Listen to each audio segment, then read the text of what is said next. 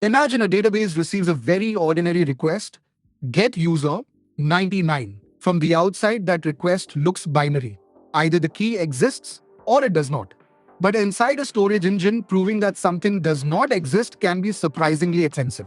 Many storage engines keep older data in immutable sorted files.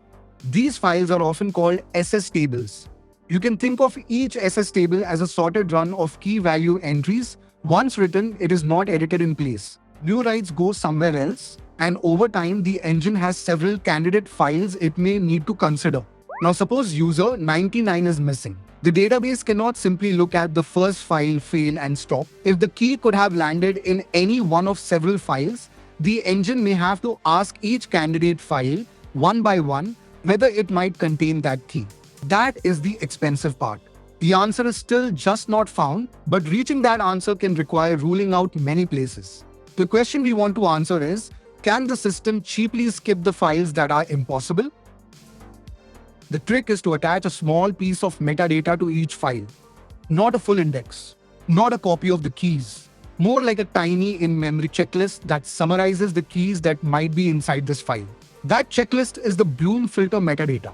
Before paying for the real file lookup, the database checks this compact filter in memory. The filter is only allowed to give two kinds of answers. The first answer is definitely no. That means, based on the marks in this filter, this key could not have been inserted into this file. In that case, the file can be skipped. And the second answer is maybe. Maybe is deliberately weaker. It does not mean the key is present. It means the filter cannot rule the file out, so the real data still has to verify it. This contract is the whole personality of the data structure. No is decisive, maybe is only permission to check. Now zoom into one Bloom filter. At the beginning, it is just a bit array full of zeros. When a key is added, the filter does not store the key itself.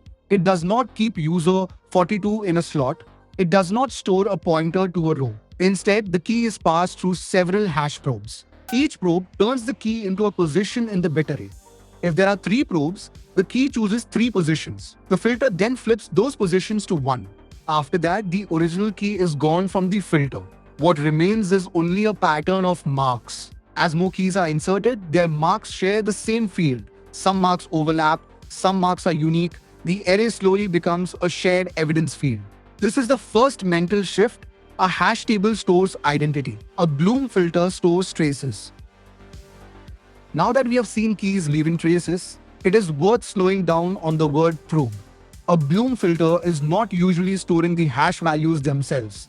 It is using hash-derived positions to ask which bits should this key touch. The simplest mental model is k-independent hash functions. For the same key, hash 1 points to one bit, hash 2 points to another bit, hash 3 points to another bit.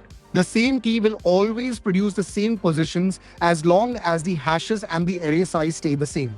In real implementations, running many fully independent hash functions can be wasteful. A common trick is double hashing. Compute 2 base hashes, then derive probe I from a formula like h1 plus I times h2 modulo the number of bits.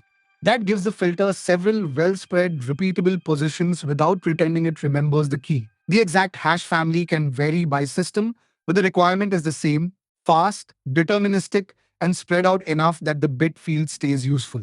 So when we say a key has 3 probes, read that as 3 repeatable bit position checks, not 3 stored fingerprints.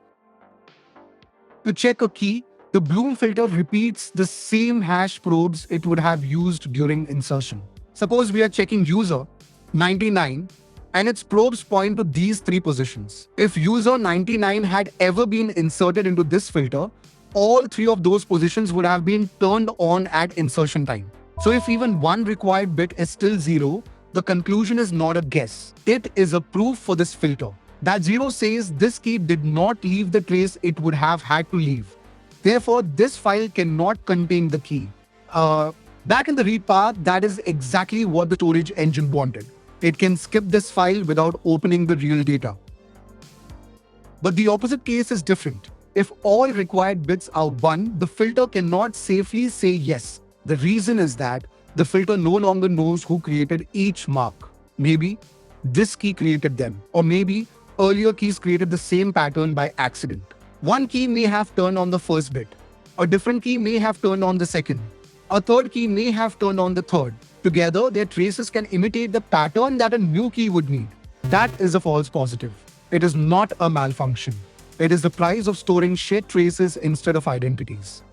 This is why Bloom filters are asymmetric. A 0 is decisive. All ones are only suspicious. No means no. Maybe means verify. The false positive rate is controlled by three knobs. M is the number of bits in the field. More bits give the marks more room to spread out. With more room, zeros survive longer, and zeros are what let the filter prove absence. N is the number of inserted keys. More keys means more marks. More marks means fewer zeros. As zeros disappear, the filter loses the ability to reject lookups. K is the number of probes per key. More probes can help at first because each key leaves a richer fingerprint. But too many probes make every key paint too much of the field, which again destroys useful zeros. So a good Bloom filter is not trying to make every bit 1. It is trying to keep contrast, enough ones to remember traces, and enough zeros to prove absence.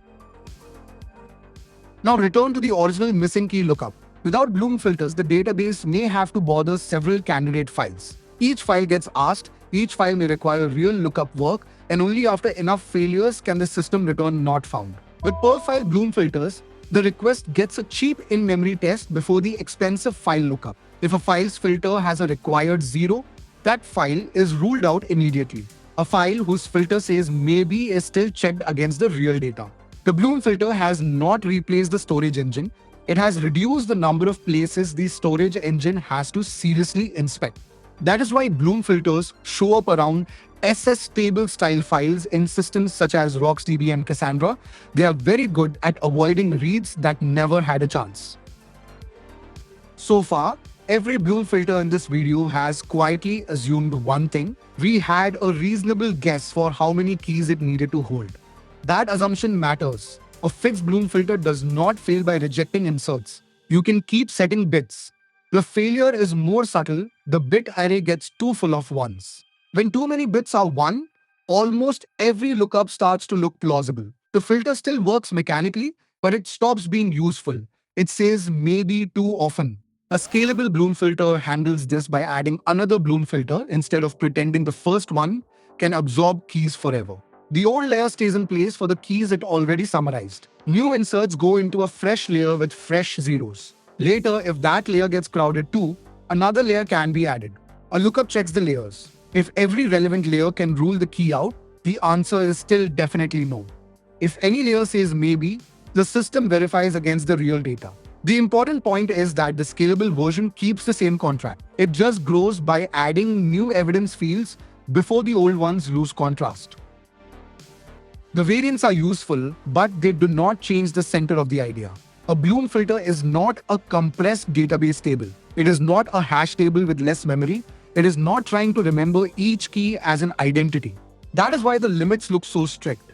A basic Bloom filter cannot list the keys. It cannot return the value for a key, and it cannot safely delete one key because clearing a bit may erase evidence that other keys still need. Counting Bloom filters, scalable Bloom filters, and other variants each relax one pressure. Counting helps with deletion. Scalable Bloom filters help with growth, but the central trade stays the same. Throw away identity. Keep compact evidence. Use that evidence to reject impossibilities quickly. That is the mental model to keep. A Bloom filter is not a memory of what you stored. It is a compact way to prove what you definitely did not store. If this made Bloom filters click, subscribe for more visual deep dives into databases, distributed systems, and the data structures hide inside them.